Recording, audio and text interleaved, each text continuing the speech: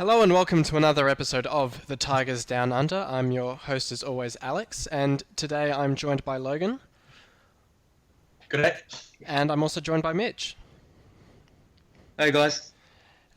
Since our last recording, we've had a couple of games. We've finished the season with a decent 5-1 win against Rotherham, which is always a good way to warm up before the playoffs. But we also had a come-from-behind win against Reading, a 2-2 draw with Leeds, 2-0 over Brentford, and a 1-0 over Bolton. 1-0 loss to Bolton, I should say. Wishful thinking on my behalf there.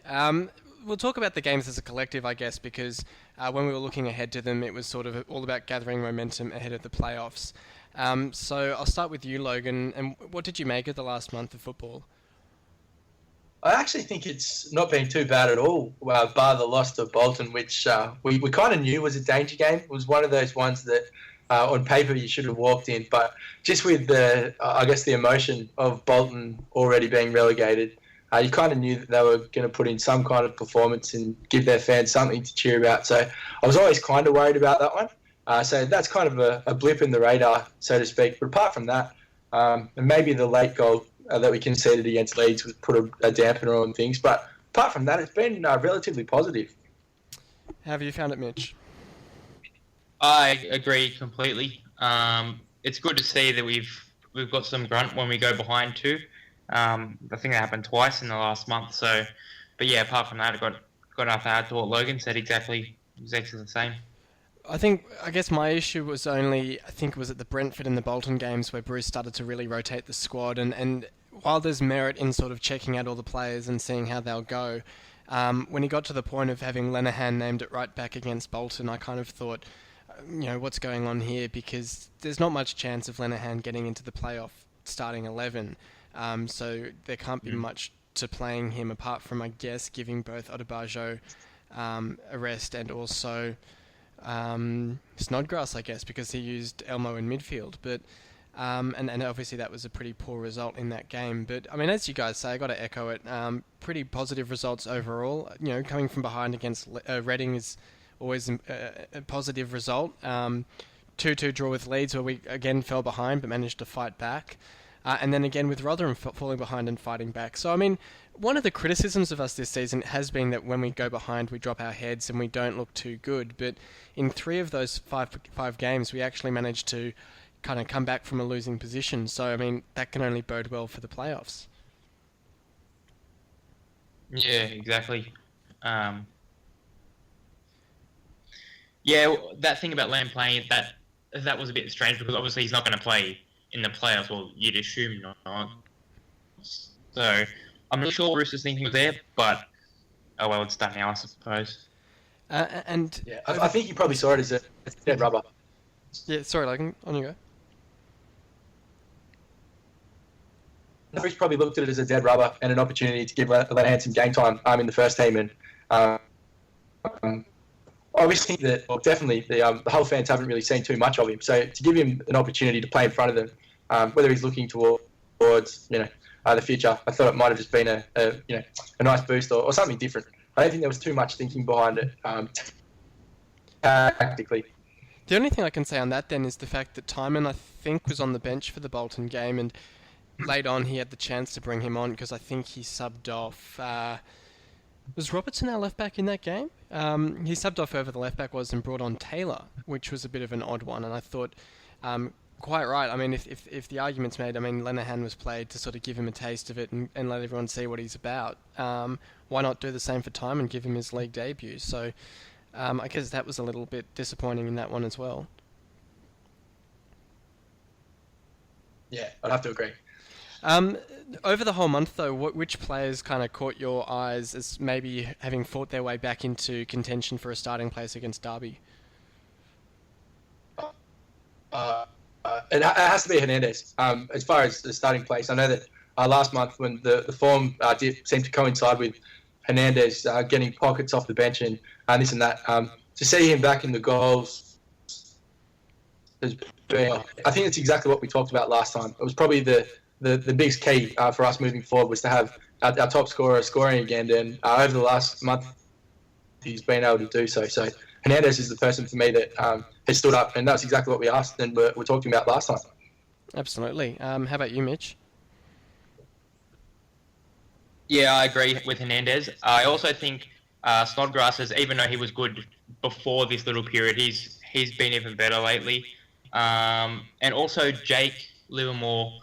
I know I saw a couple of things saying his performances have been too good, but obviously he bagged a brace in the last game. So I think those two probably would have started in the playoffs already, but they've just secured their positions now.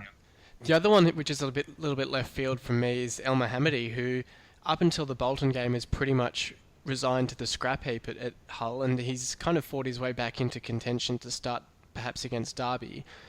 He looked pretty good against Bolton, which is probably one of the only bright things you can say about that game. And then he was really fantastic against Rotherham as well. So it'd be an interesting one because we could end up playing Snodgrass out on the left and give Elmo his natural position on the right. And if he's up and about, we all know what he can do when he's at the top of his game. And if he's whipping crosses into the box for Hernandez to put away, I mean, it can only make us a better team. And of course, Snodgrass looked pretty decent on the left with a goal against Rotherham as well. So that's hardly impacted on him as well. Yeah, I couldn't agree more. El Mohammadi's the one that I'd forgot. And as soon as you mentioned it, I thought, oh, that's exactly right. It's very nice to see Elmo kind of flick the switch at this time of the season.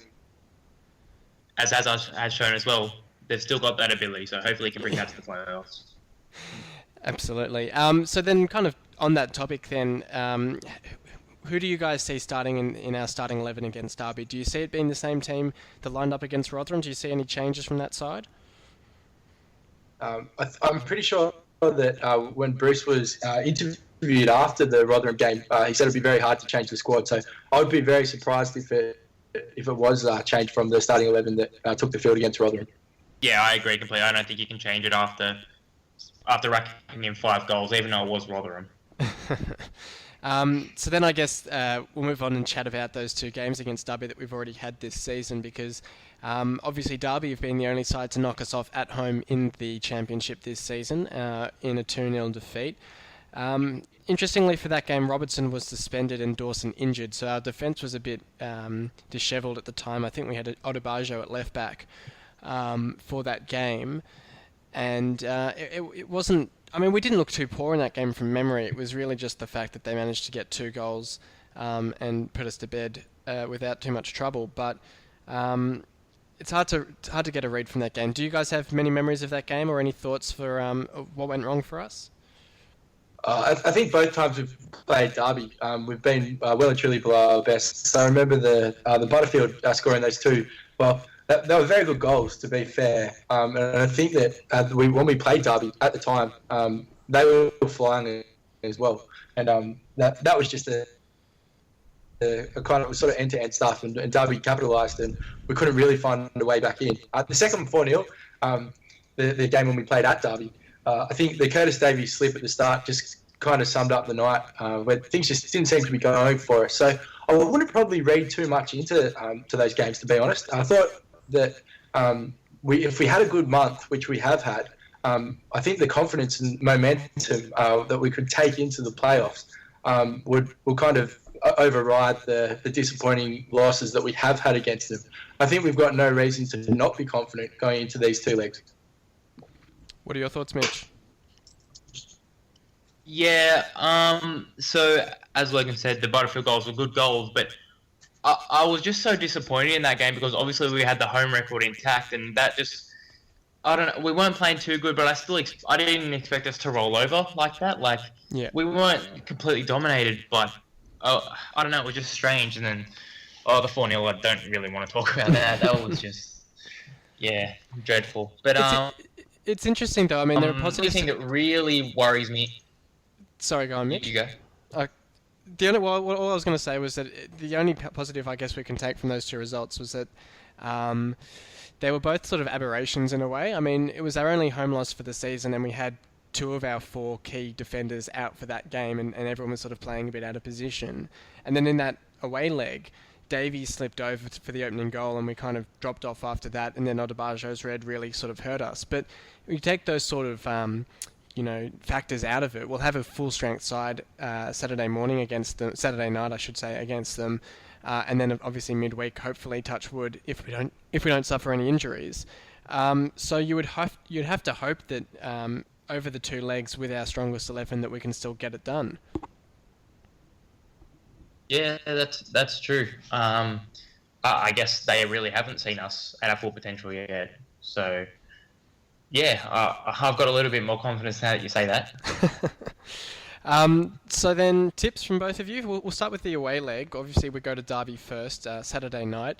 I encourage everyone in Sydney to get along to Cheers Bar and follow us on Twitter, because I'm also trying to get out details for the other major cities in Australia and anywhere else that people are watching the game around Australia. So I'll try and keep on top of that and let everyone know where to watch it. We do go to the iPro first thing. Do you guys see having the away leg first as a benefit for us? Yeah, definitely. I would much rather have the first leg over in Derby, purely because I feel like it's the kind of game where we could sneak a result, and then going back to the KC would be buoyed. Whereas I think if we were to lead, and knowing the kind of Bruce tactics that we've spoken about, that we've employed with kind of going there, particularly when we play the big clubs, and we go in with an offensive attitude, we never seem to look the same side. So I think pending a result or some kind of result at Derby, I think having the home leg in the second game, I think would be huge for us. What are your thoughts, Mitch?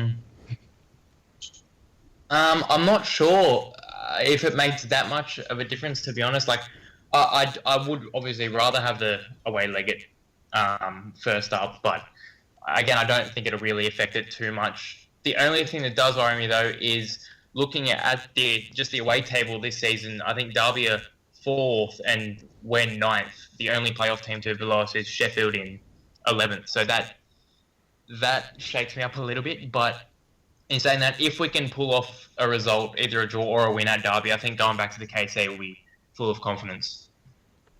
Just on that, I mean, Logan's kind of touched on it. Is there a bit of a worry that we'll go to Derby and sort of set up for a draw, kind of like how we went to Middlesbrough, set up for a draw basically, and there is that worry that we could concede a late goal and everything could kind of unravel because of that? How do we see us sort of tackling this game? Do we see us going out for the win, or just sort of trying to park the bus and nick a point? Well, nick a point, so to speak, get the draw to take back to the KC. I guess that's the $1 million question, to be honest. I just have this feeling that we're not going to travel to Derby and play like that. I feel like, particularly after scoring 5 goals, I'd be very disappointed if we did go out with a defensive mindset and try and hold on to the result. I think Peter Swan actually wrote about it.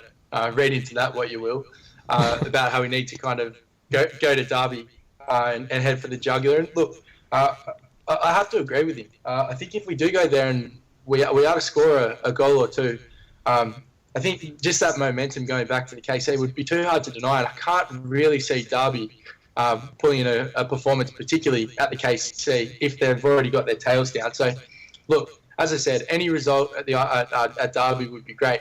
But yeah, definitely, if we go there and attack and we're able to nick a goal early, I think we would well and truly be on the way to booking our place at Wembley.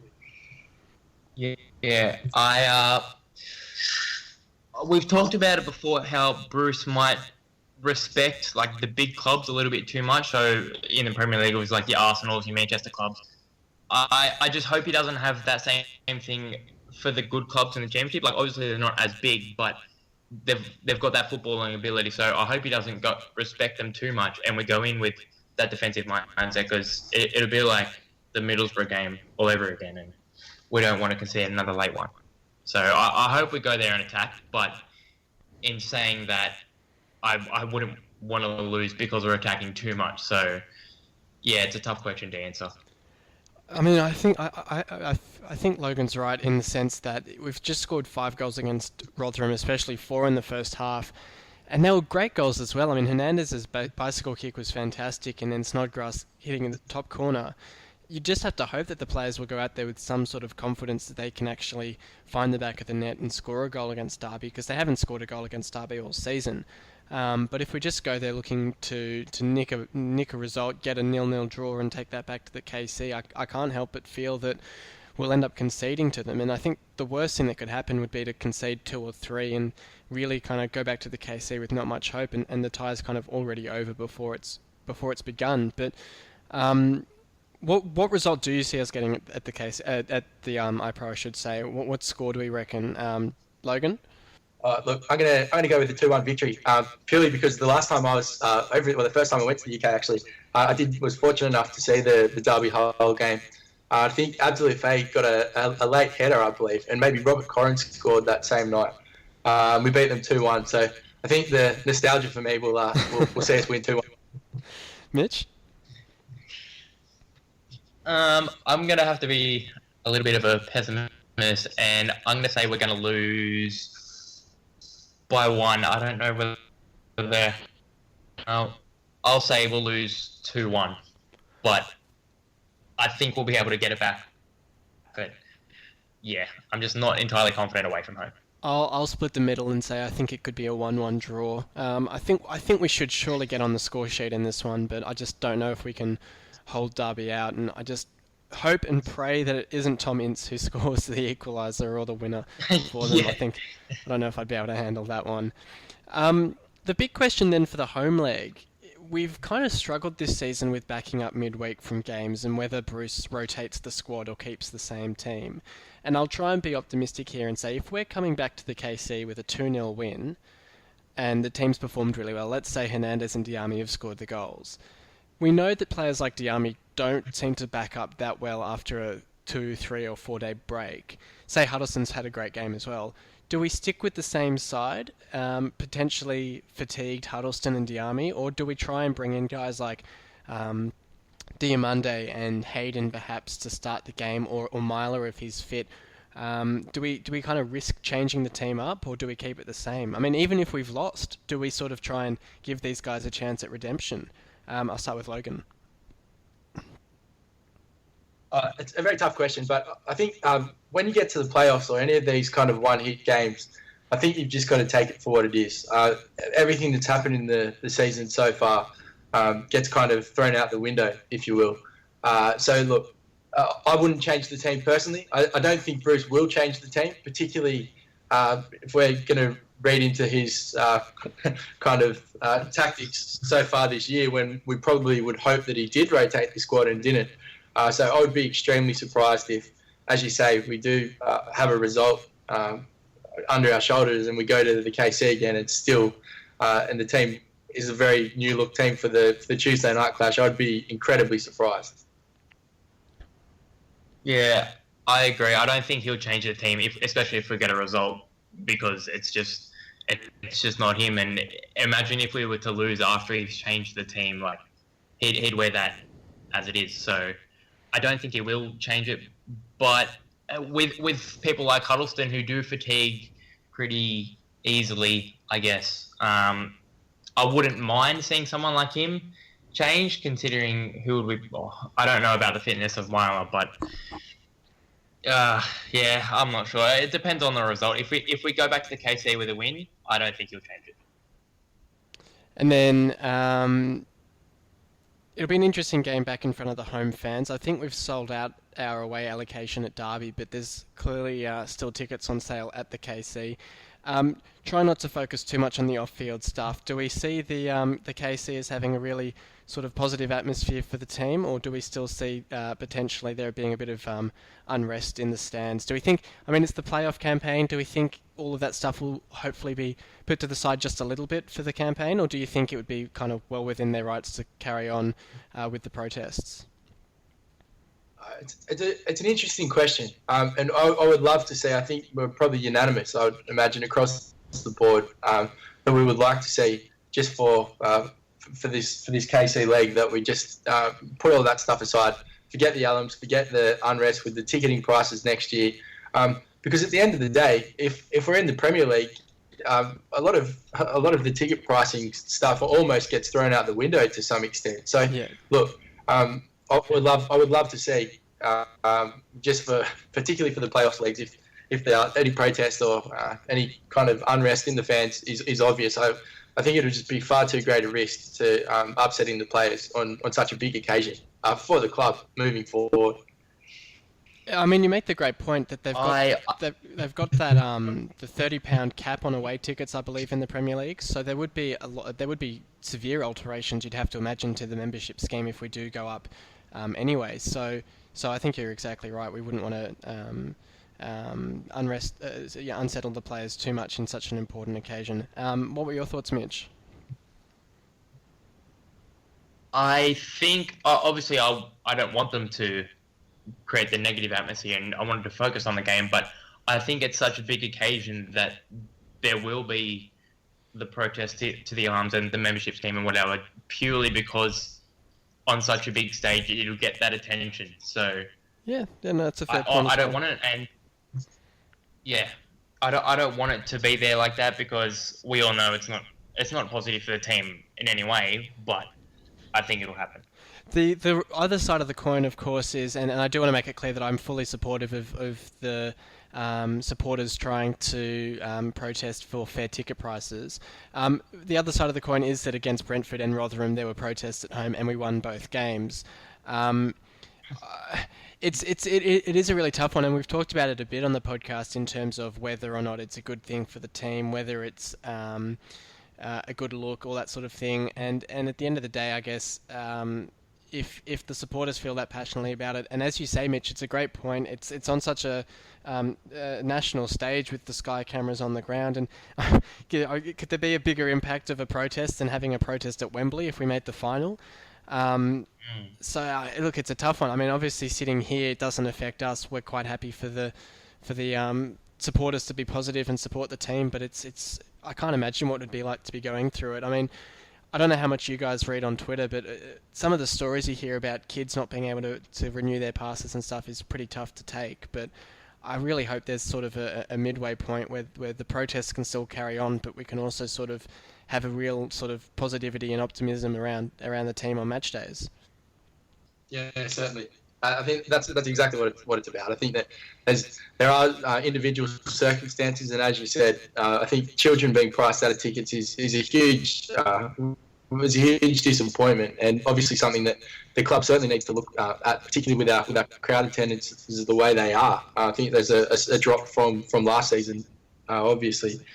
But yeah, certainly that's something that will hopefully be resolved depending on our status next year. And I think with enough promotion, whether it be at Wembley or in the off season, I think they're going to end up re-looking at the ticketing scheme yet again, if I'm being honest.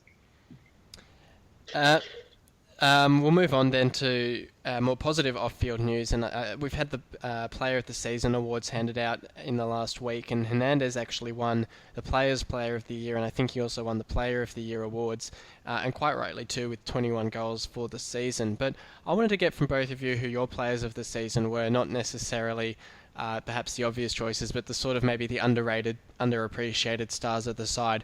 I think I can probably guess Mitch's, but I'll give him the first go at it. So I voted for Hernandez, obviously, Okay. but as you could probably guess, like Andy Robertson is just unreal. He's just, I can't even explain how I feel about him.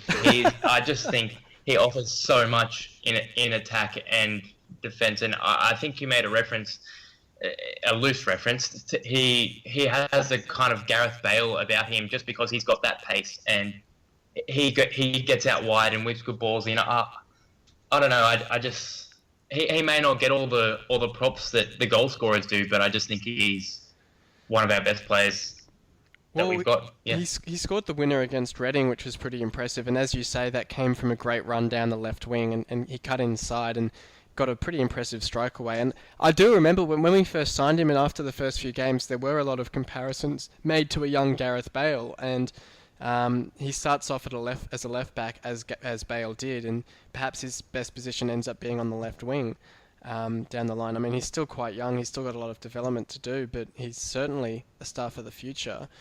Who's your Player of the Season, Logan?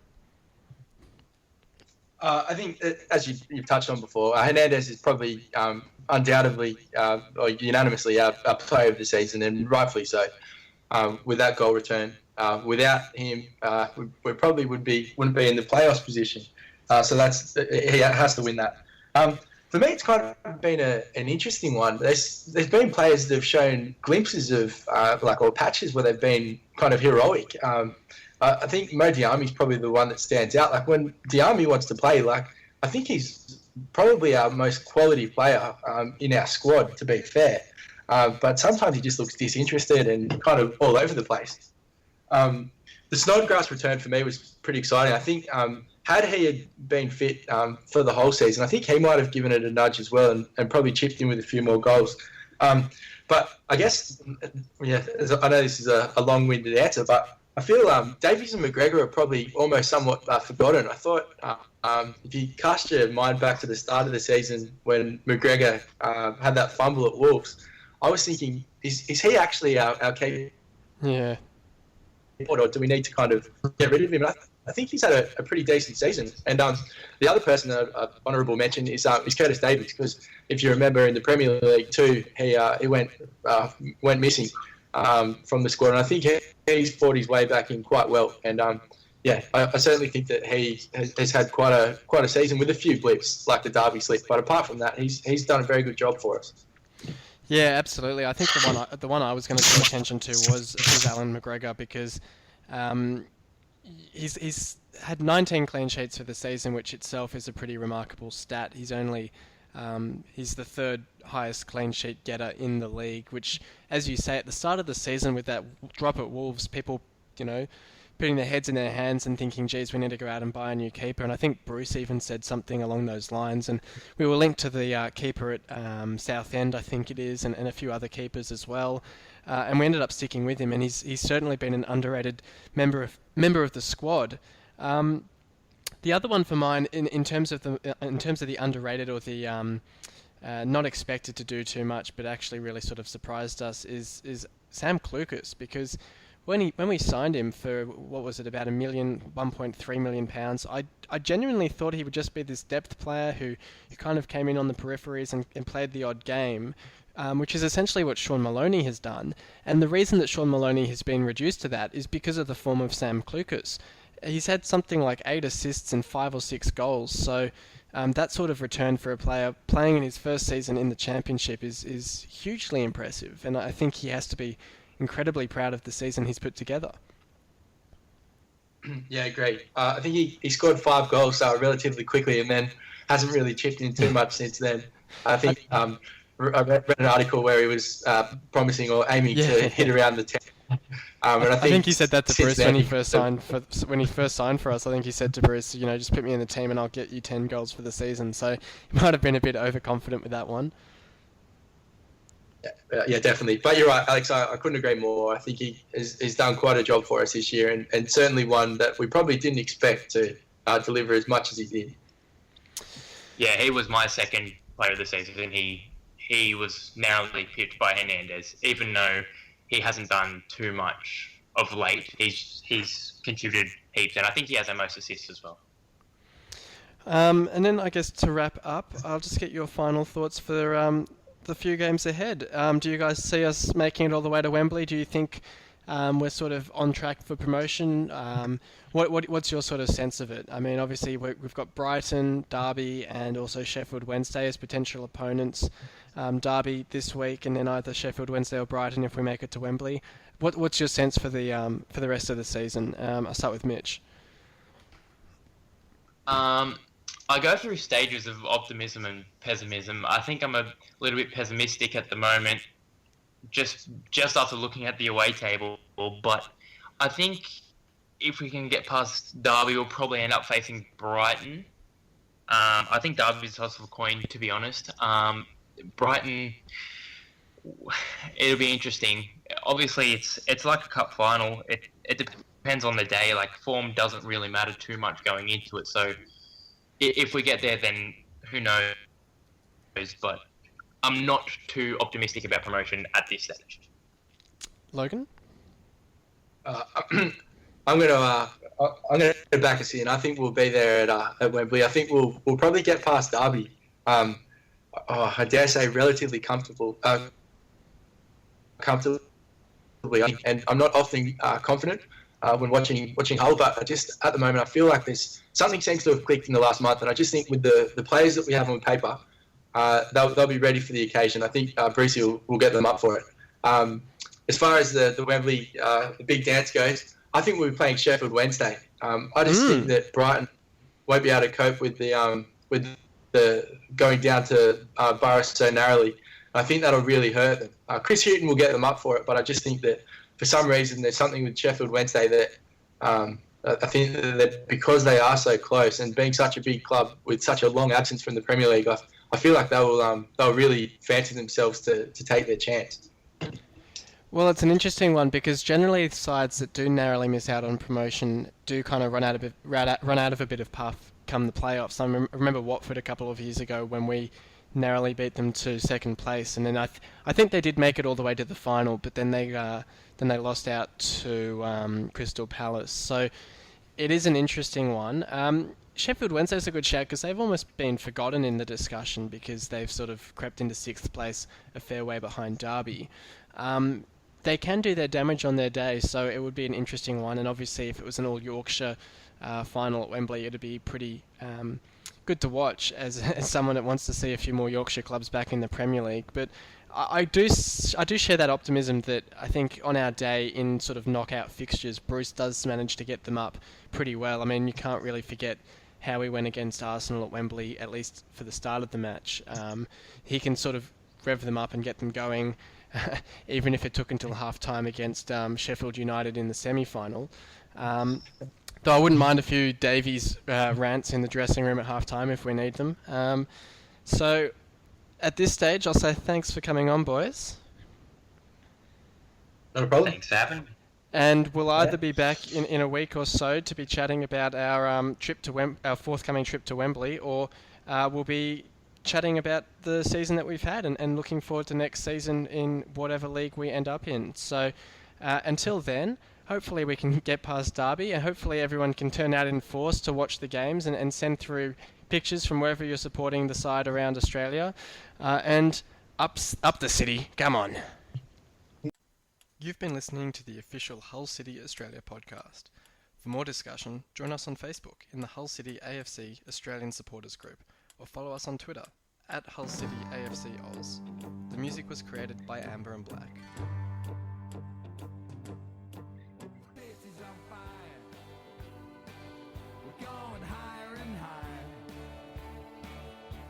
There's no turning back.